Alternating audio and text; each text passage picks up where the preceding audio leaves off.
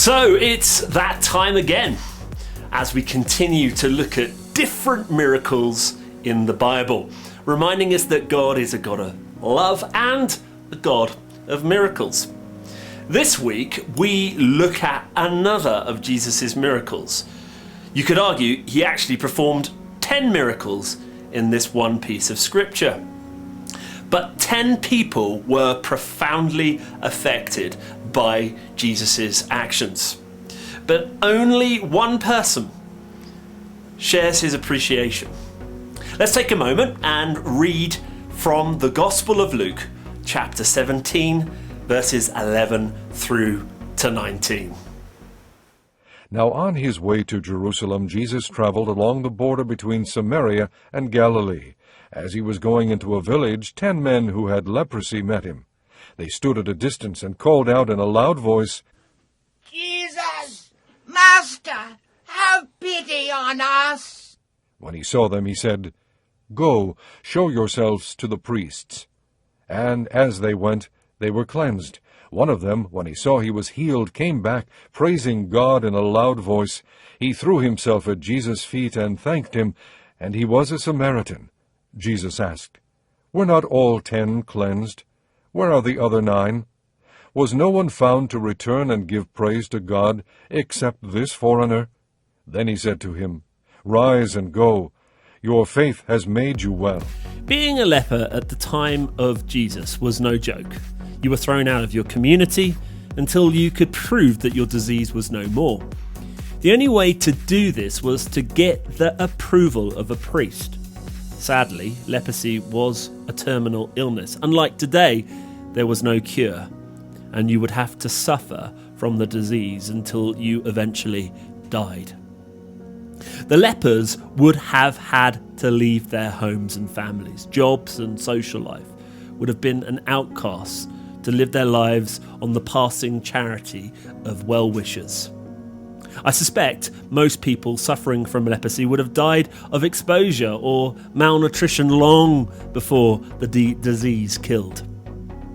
When the 10 lepers heard Jesus, the miracle worker, was coming to town, they knew he might have the ability to heal them. From a distance they called out, and Jesus pitied them and instructed them to go and see the priest. Amazingly, when the priest inspected them, any trace of the illness had left them. They were clean and could go back to their old way of life. But if I'm honest, this isn't even the surprising part of the story. How many of those men came back to say thank you? Well, the scripture said only one. Out of all those 10 miraculous healings, only one could say thanks. Melody Beattie said this: "Gratitude unlocks the fullness of life. It turns what we have into enough and more. It turns denial into acceptance, chaos into order, confusion into clarity. It can turn a meal into a feast, a house into a home, a stranger into a friend. Gratitude makes sense of our past, brings peace for today, and creates a vision for tomorrow." Let's be honest with ourselves. How many things go past each day where we fail to say thank you? It could be something as simple as someone passing you food or opening a door. Perhaps it's something even bigger. Someone chose to intervene in your life in a life-changing way. Have you forgotten to say thank you? Choosing to be grateful can often unlock a fullness of life that perhaps we often miss. The 10th leper, a foreigner, chose to come back to Jesus. He decided to say thank you. And in response, Jesus said, "Rise and go. Your faith has made you well."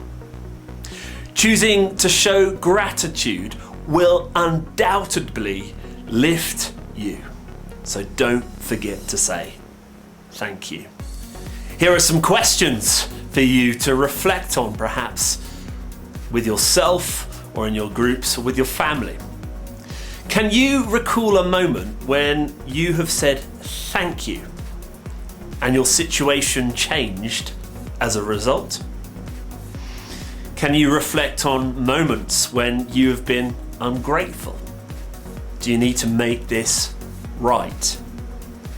Can you think of 10 people to say thank you to today? Perhaps write it down on a piece of paper, pick up the phone, see them face to face, write an email, thank them for what they have done. As always, we really appreciate you spending your time in Bible study. And we'll be back next week with another of Jesus' miracles to remind us that God is a God of love and a God of miracles. Have a great week.